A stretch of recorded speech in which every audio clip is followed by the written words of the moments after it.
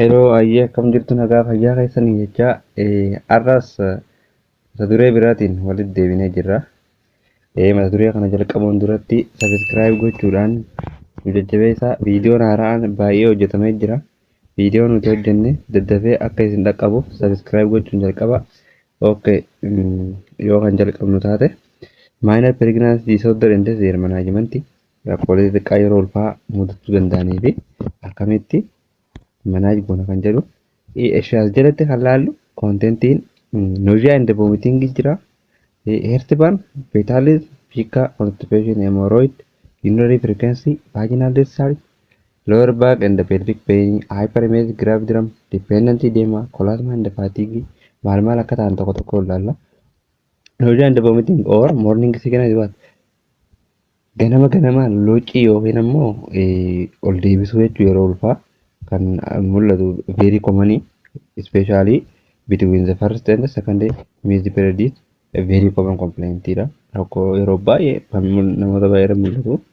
It is usually continued until about the 40 weeks of gestation. Akka torbii 14tti kan itti fufuu danda'u. It can appear at any time of the day but is generally what worsen in morning. Thus the name is called at morning sickness. Yeroo baay'ee mul'achuu danda'a guyyaallee mul'achuu danda'a.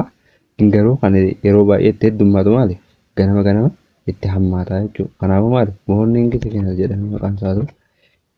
This condition is believed to be caused by what high or rapid rising of hormone chorionic gonadotropin hormone or HCG hormoonii placenta maddisiisu kanaa fi estrogen sababa hormoonii kana lamaaniitiin maali dhufuu danda'a jechuudha. It worsen in multiple pregnancy nama ulfa baay'ee qabu kan ulfa lama sadii qabu irratti maali hin baay'ata. Akkasumas sababoota garaagaraatti baay'atuu danda'a jechuudha. Psychological problem like anxiety can aggravate such situation. Yoonii fi sammuu keenya keessatti cinqamuu yookaan immoo dhiphinni waan akkasii jiraate nutti hammaataa jechuudha. Manaajimentiin isaa maali yookaan maali wal'aansi isaa kan jedhu eating small feeding at more frequent interval. Nyaata muraasa amma nyaatu akkasumas nyaata foolii hin qabne nyaatuu qabna. Nyaata ho'aa osoo hin taane nyaata qabbanaa hin ta'in giddu gala nyaatuu qabna. Wantoota kana manaaj gochuu dandeenya jechuudha. Yooniif immoo persistent ta'e kan adda dhaabanne kan wal fuudhate maali antimeetiksii kan bi givin farra ol deebisa yookaan farra akkasiisa hin kanninaaf jechuudha. Fakkeenyaaf kanneen akka meetookiloopiroomaayidii, piroomeetaaziinii kanneen akkana kana kanninaaf jechuudha. Inni lammaffaa heertibarnii jechuun lapheen gubatu yookaan lapheen gubatu. Epigastric burning sensation is one of the most common complaint of pregnant women, especially during the late pregnancy, especially gara ulfa gara dhumaarratti yookaan baatii 5 booda maal baay'ee lakkuma ulfinni guddataa deemuun kan mul'achaa deemudha jechuudha. This is also what usually mild symptoms isaa yeroo baay'ee dugala severii miti. It caused by reflux of gastric content into the lower esophagus due to upward displacement. Kun maali asidiin garaacha keessa jiru gara laphee yookaan gara liqimsituutti ol deebi'uudhaan kan argamu jechuudha gubiinsi kun. Compression of stomach by enlarging uterus. Garaacha keenya maal ta'a waan gadaamessi guddataa deemu maali gara lapheetti ol deema hin dhiibamaa jechuudha. Sababa kanaatiif asidiin gara lapheetti ol deebi'ee laagaa keessa gubaa jechuudha. Progesterone induced relaxation of lower esophageal sphincter is what one of the major causes. Hormooniin progesterone jedhamu kun maali masilii yookaan xuncaa qaama keenyaa akkaniif ol gadhiisu taasisa. Akkaniif ganna qabu yookaan lallaafatu taasisa.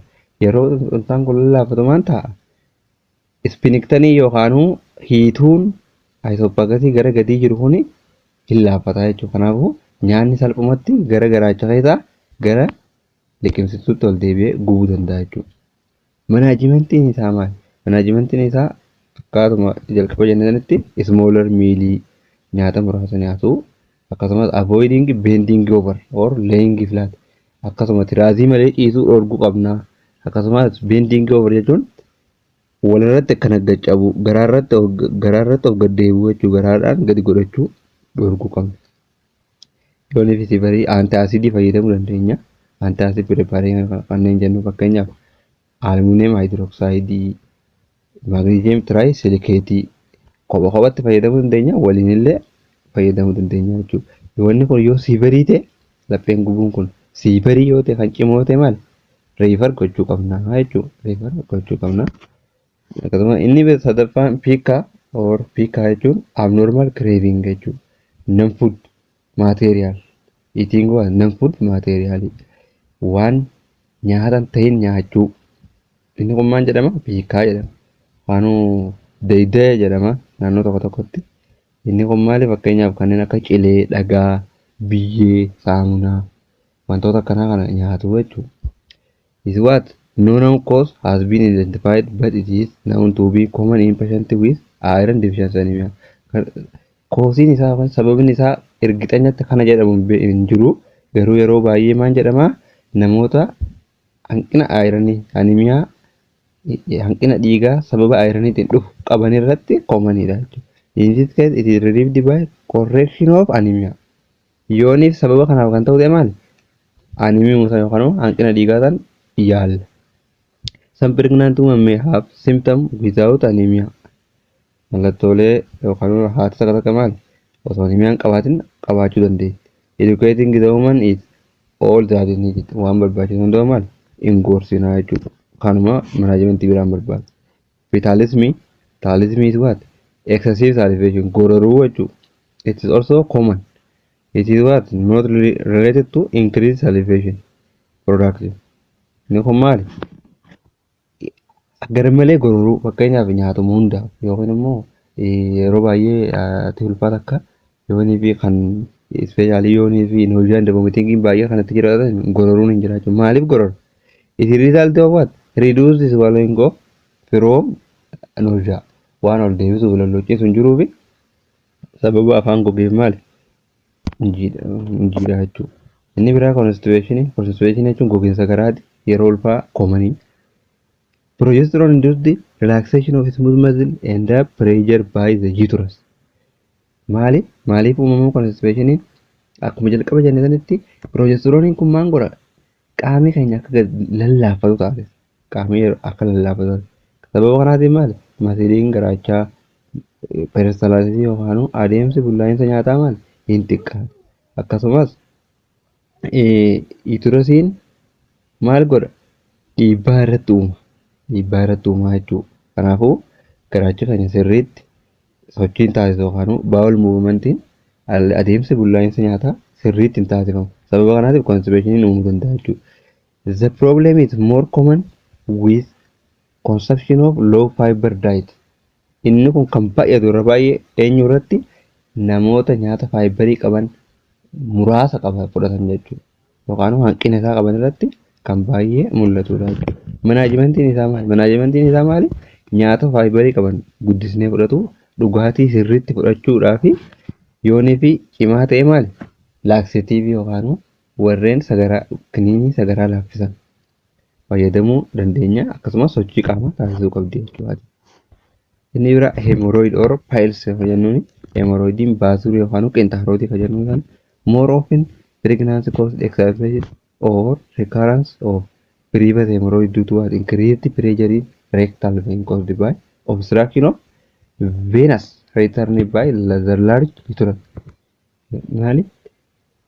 Ujummooleen dhiiga deebistuu ujummooleen veinii jennuun jechuun kan dhiiga deebisan naannoo munnee jiran naannoo rektamii jiran sun maali? Sababa uterusiin guddateef dhiiga gara onnee deebisuu dadhaban dhiigni achi keessa walitti galuudhaan iddoonni dhiigaa gara gadi jiran sun maal ta'an? Dhedheeratanii jechuudha. Tullaa'an. Inni kun maal jedhama? Hemorrhoidii jedhama jechuudha. Sababa kanaatiin dhufuu danda'a. Maal caused by what? Obstruction of venous return by the large uterus. Uterusiin yookaan gadaamessa akkaatuma guddataa deemuun dhiibbaa irratti uuma.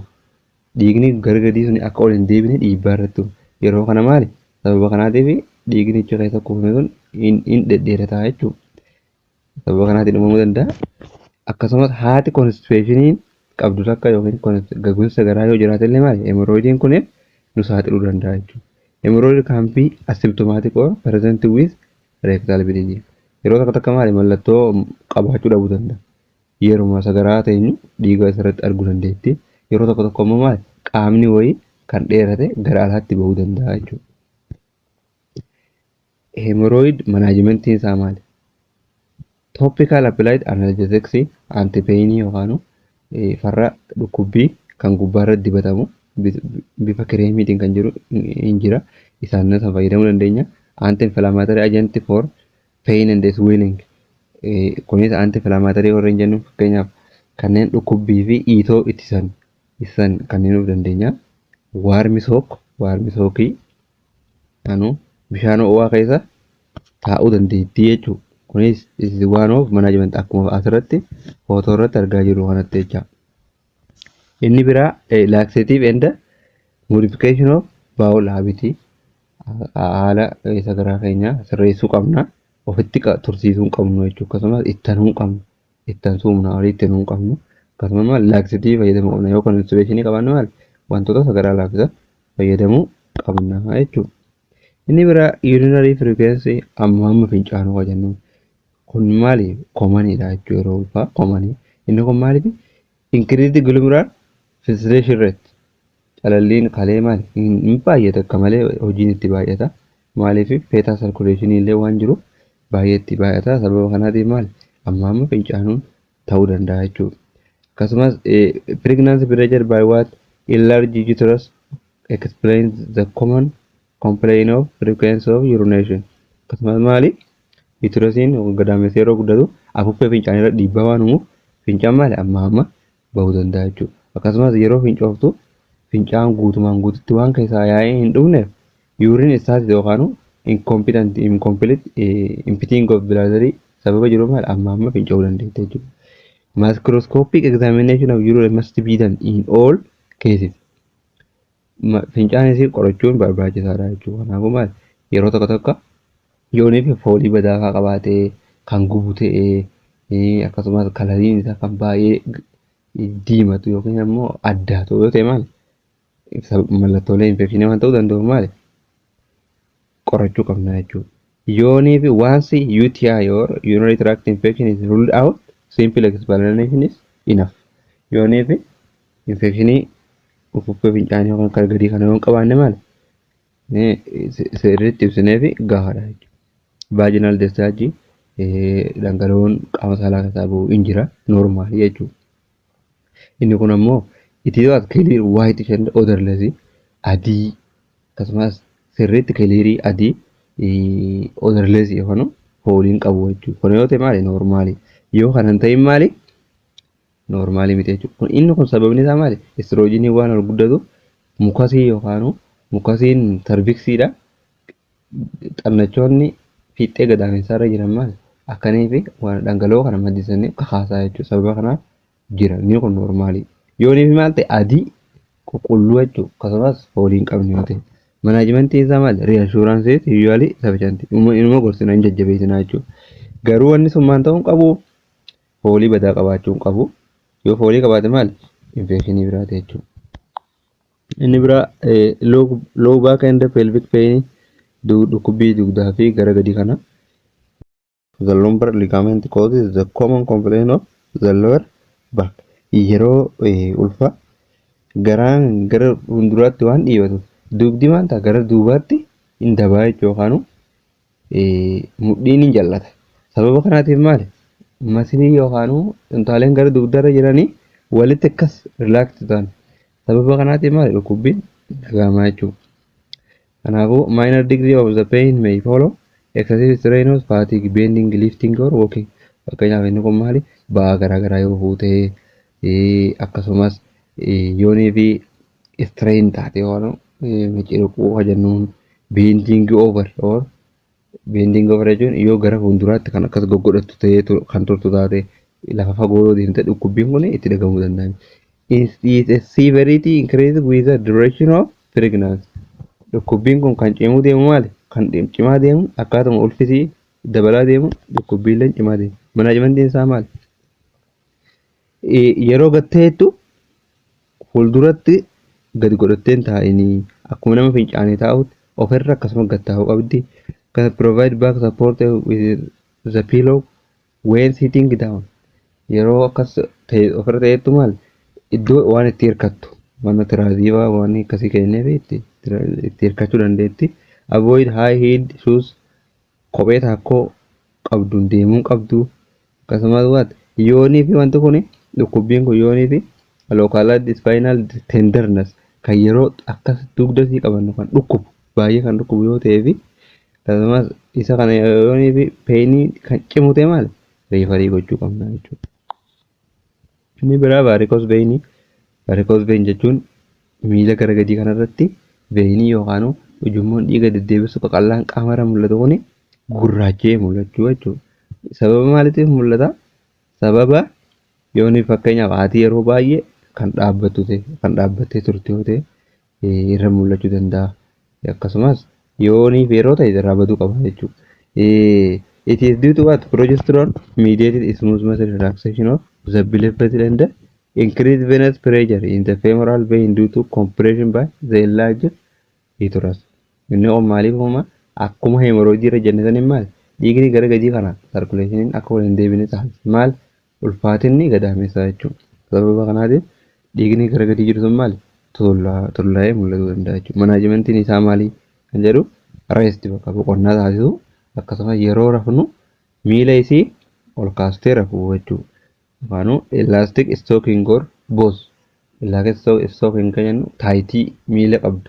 Kun ammoo wanta akka kaalsii kan isii qabu fayyadamuu qabdi jechuudha. Isaan lamaan illee fayyadamuu qabdi. Inni biraa dependent deema miila irratti lower extremity kana irratti miila gargadii irratti maal iiti mul'achuu qabu. It is a common it is result of what venous pressure of the lower extremity dhiibbaan gargadii kana irratti waan argamu common dha jechuudha. It appear near the end of the day and disappear after the period of rest.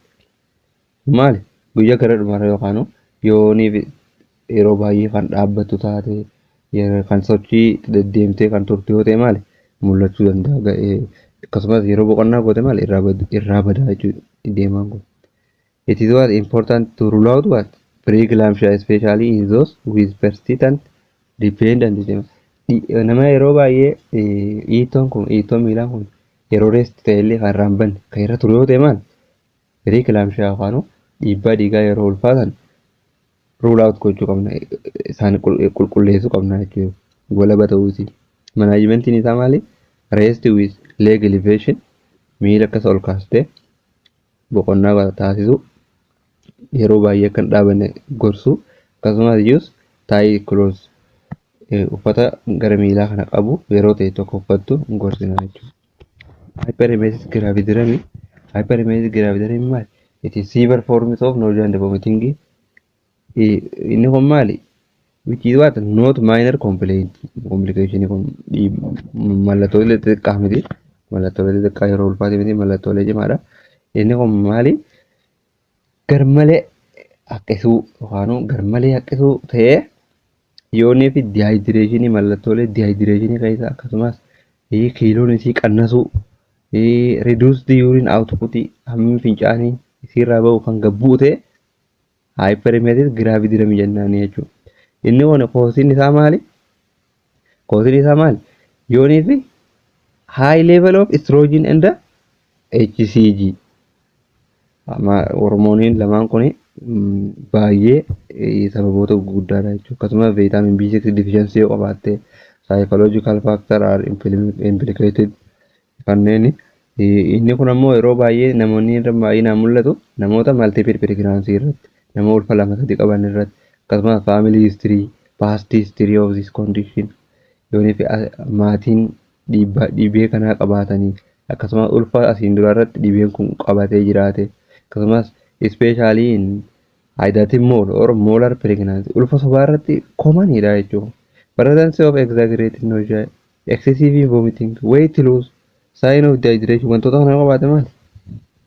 Hyperemesis gravidarum jennaani. Manaajimentiin maali? Once the diagnosis is confirmed, you should refer after counseling of the partner. Maatiilee jajjabeessine riifarii goonaa jechuun mallattoolee kana irraa arganne. Protracted vomiting associated with hydration and ketonuria. Hyperemesis gravidarum may require hospitalization and relief of symptoms with antiemetic therapy. Maal barbaachisa dehydration cimaallee waan qabuuf ketoniuria kana ketonii fincaan keessatti waan argamuu danda'u sababa dehydration kana ta'eef maali hospitaala ciisuu barbaachisaa akkasumas IV galchuu wantoota garaa garaa jira jechuudha kanaafuu reefa gochuu qabna. Inni biraa kolasma or mask of pregnancy industry dha. Kun maali mallattoolee gurraacha akkas fuularra mul'atu kan fuularratti yeroo ulfaa mul'atu jechuudha. It is what another source of concern for which no treatment is required. Inni kun maali mallattoo yeroo ulfaa keessaa tokko. Kanaafuu wantoota treatmentiin barbaadu wanti biraa kan kennamuuf hin jiru hin gorsuun jechuudha. Yeroo deettee booda maali sirraa badaa jenneen maali hin gorsinaa jechuudha. Inni biraa fatigue dadhabbii common complaint during early pregnancy. Early pregnancy irra maali dadhabbiin garaa garaa mul'achuu danda'a. The woman will have desired for what excessive sleep garmalee rafuudhaaf hawwii qabaachuu dandeessi. The symptoms remit spontaneously by the fourth month of the pregnancy and has no special significance. Yeroo akkaatuma ulfisii guddataa deemaa irraa baduu danda'a. Kanaafuu kun maali special significance waan tarkaanfii biraan barbaachisu nama gorsinaa jechuudha. Arraaf kan laallee kana fakkaata. Minor pregnancy disorder kana fakkaata. Isin ammoo waan nu dhaggeeffataniif galatooma. Gaafii yoo qabaattan komentii yoo qabaattan komentii keessan as jala nuuf haa akkasumas subscribe gochuun hin dagatinaa galatooma.